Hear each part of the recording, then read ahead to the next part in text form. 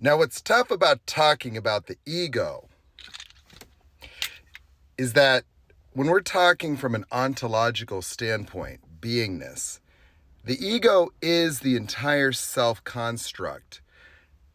But the entire self construct is not just the person and who they think they are. It's the world that the person thinks they're within. Because being as a understanding, let's say, being is a continuum between the perception of the world as it occurs in the moment and the response to that world.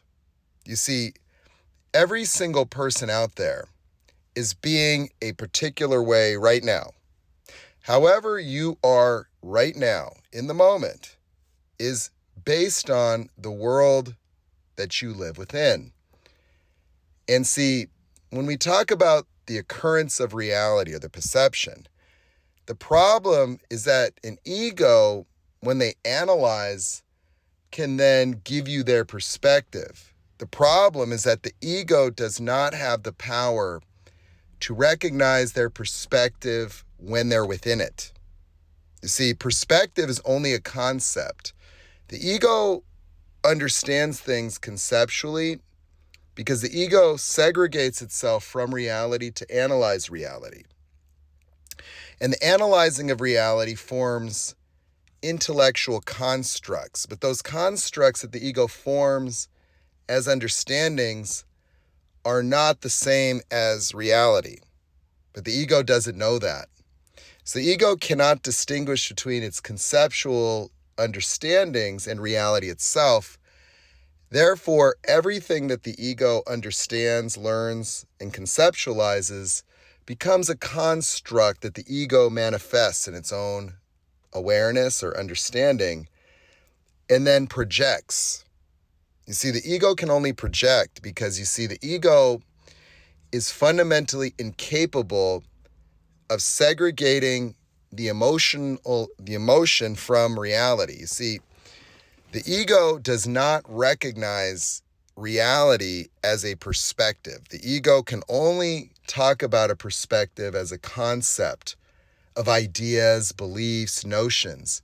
And everything the ego conjures as a belief, notion, and understanding is always separate from the reality of the ego's first person point of view in the moment. And the ego's always working in the conceptual world of trying to understand, always trying to figure out. And so the ego will observe reality over here and experience that as fundamentally real, exactly as it is, and then come into the world of concept and start analyzing and then start projecting back into that reality. That reality will never alter from the perspective of the ego. And the ego is trying to alter itself.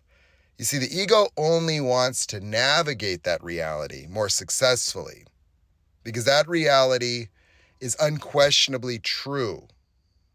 And the ego has many different ways of explaining that reality, explaining the past realities.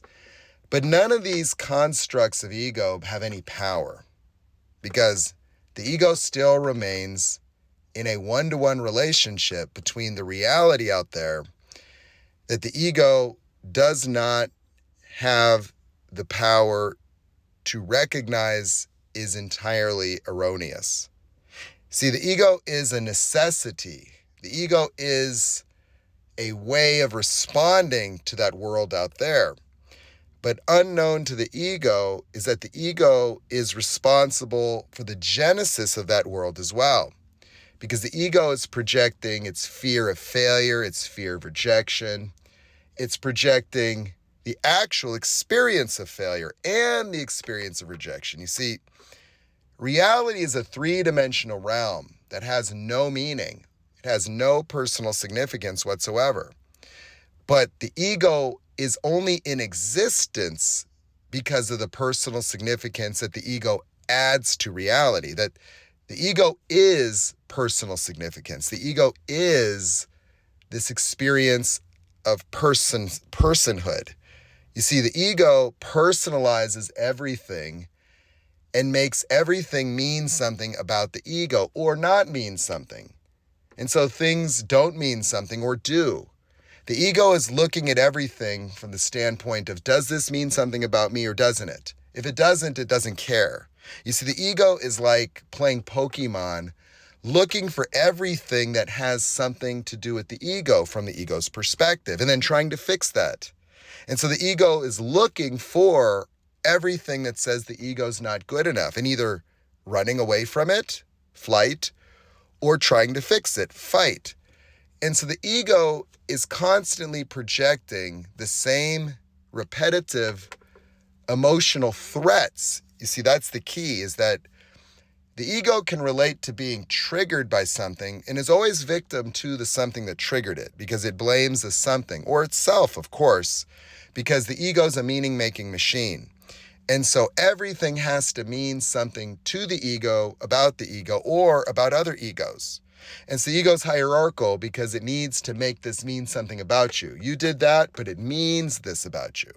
And the ego is entitled to define you based on the meaning that the ego asserts that this over here means about you. So the ego lives as a hierarchical beingness constructed within involuntary emotional reactions and the fear of those reactions. You see, the ego is encased in an illusion that's a glass maze that guides the ego in repetitive, lifelong patterns. But you see, the ego conveniently disconnects from life to analyze life, and then it uses its confabulated analysis, external knowledge, to bury the past. And the ego buries the past because the ego does not want to see its stuckness. The ego does not want to know it's hopeless. The ego does not want to see and recognize that there is nothing the ego can do. It'll never be good enough. There is nothing the ego could do because it can't be perfect. The ego thinks it needs to be perfect, and so the ego creates a perfect future. But that perfect future is the only way that the ego can create an exit to hell. Because everywhere the ego goes, it's always there projecting. And so it doesn't matter if it's a new boyfriend, new girlfriend, new job. The ego continues to propagate the same fear of rejection, the same fear of failure. And the only thing that the ego can imagine doing is becoming better. You see, if it's better at avoiding rejection, if it's better at sales, if it's a better looking ego, if it has more money, if it's more socially viable compared to other egos. And so the ego is trying to compete for its location in a comfort zone. And not all egos want to be the best. Some egos find their comfort zone in surrendering to brokenness. Just saying, I'm broken, don't expect anything of me. And that's how that ego avoids the failure, disappointment, guilt, and shame that comes along with pretending it's broken. And the other ego pretends it's the greatest. It's the best ever, of course, just the greatest ego. And I'm better than all the other egos, but I need all those other egos to tell me that. I need you to constantly remind me of how great I am because, I got this nagging feeling that I might not be great. And if I see other people, it makes me envious. And so the only way for me to not have envy is to be better than everybody and deny the greatness of others and use people and never give them credit because, gosh, I don't want them to feel like, they should deserve credit because I need all the credit. I need it. And then the other egos just want to be needed. They don't want to be that great ego. That's too much risk of failure, gives them a lot of anxiety, but they're not broken. And so they want to be useful. They want to find security by constantly being reminded that, they're great and they're not going to get abandoned because that ego is just really worried about being abandoned. And so it has this fear of not being good enough because that causes abandonment. And so the ego projects these fears onto reality and then constantly fixes them. It's like playing a boomerang. And so the ego just keeps projecting out there. But you see, the ego does not recognize that there is no inherent meaning in life. And so the ego is a constant neurological trapment. It is a tunnel vision fixation upon its own experience, on its own feelings. And so ego can only use its own emotions as its only compass. And that's the only thing that life is about for the ego, fixing and changing its own self.